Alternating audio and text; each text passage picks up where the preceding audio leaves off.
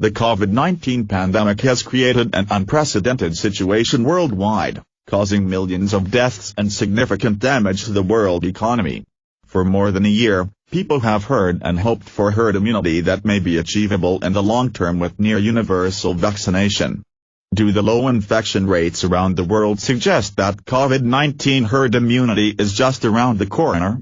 It's been more than a year since the world first encountered the highly contagious SARS-CoV-2 virus. The resilient coronavirus has managed to proliferate and spread across communities despite social distancing measures and other precautions to stop transmission. Now that multiple COVID-19 vaccines have been authorized and rolled out for use, people are positive about developing herd immunity, according to the United States Centers for Disease Control and Prevention. Herd immunity refers to the sufficient proportion of the population that become immune to a particular disease due to the development of antibodies either from vaccination, or previously contracting the disease. If majority of the population becomes immune after vaccination, they would not be able to spread the infection further to vulnerable population.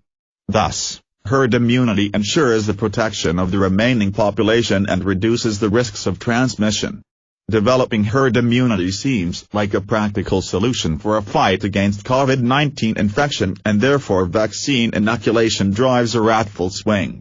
There isn't any magic threshold, but usually 50 to 90% population needs immunity before the infection rates start to decline. However, the number can vary depending on how contagious the virus is.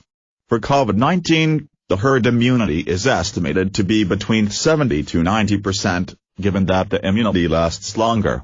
How can we achieve herd immunity with SARS-CoV-2?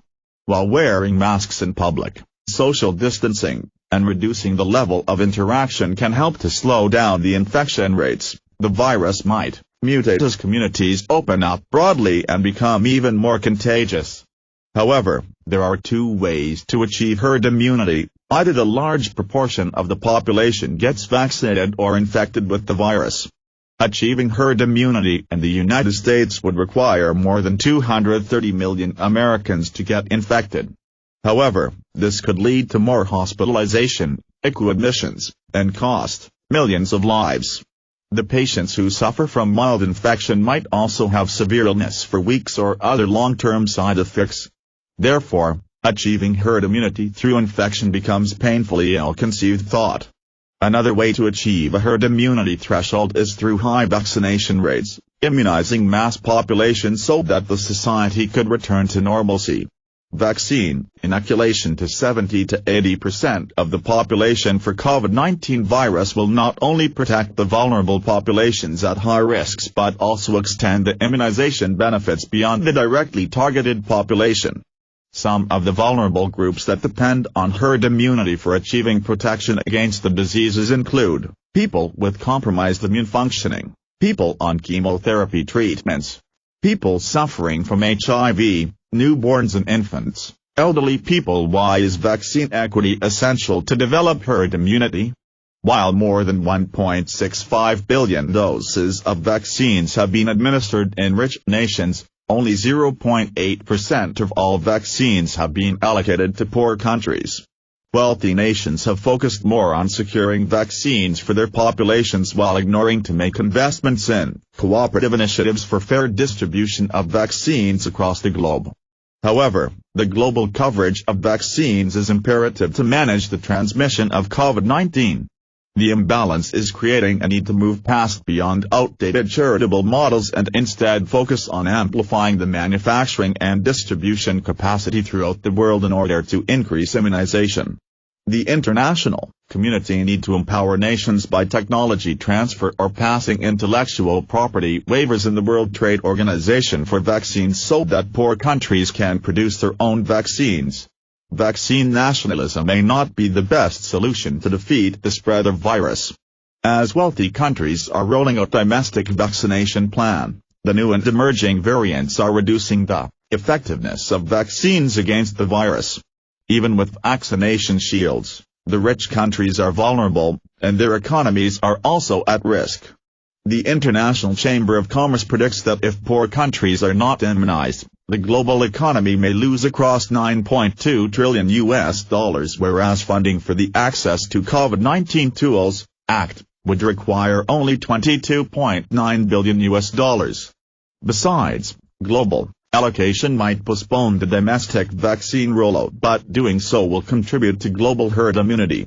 Obstacles for achieving herd immunity: vaccine hesitancy. Some people are reluctant to get vaccinated due to lack of information about the safety of the vaccines, or widespread misinformation about them. Besides, religion, political party affiliation, or ethical obligations are adding to vaccine hesitancy. According to a study, 1 in 4 young adults do not want to get vaccinated, jeopardizing the health of older unvaccinated adults and facilitating the rise of vaccine variants. However, education and public health messaging can encourage youth and young adults to reduce vaccine hesitancy. Emergence of new variants. As long as there are unvaccinated populations across the world, the COVID-19 virus will continue to mutate and become more dangerous. Even if the wealthy nations successfully achieve herd immunity, the risk of transmission would not reduce, and the booster shots might be required to ensure protection against the variants that could evade the immune response provoked by current vaccines. Besides, the emergence of new strains across the world due to mutation in the spike protein of the coronavirus may not induce antibody response in the infected person. Delayed arrival of vaccinations for children. Children have been less susceptible to the coronavirus, but not all have escaped unscathed. Besides, infected youngsters have unintentionally passed the illness to others, and thereby increasing the overall infection rates. Although many vaccines are under trial to determine their efficacy against the coronavirus for children, it is only a matter of time when the virus mutates and start attacking the young population. Brazil's devastating wave of coronavirus is targeting younger age groups and pregnant women. Despite the growing paranoia, many young mothers are not willing to seek vaccination for their children due to misinformation about vaccines and their potential side effects. Limited evidence on immunity post-COVID infection. Some studies suggest that infection with SARS-CoV-2 offers protection against the virus for at least a year, as the antibodies enhance immune response and confer strong resistance against variants of coronavirus. Getting infected guarantees some level of protection. The level of immunity that vaccines offer varies depending upon how one's body responds to it.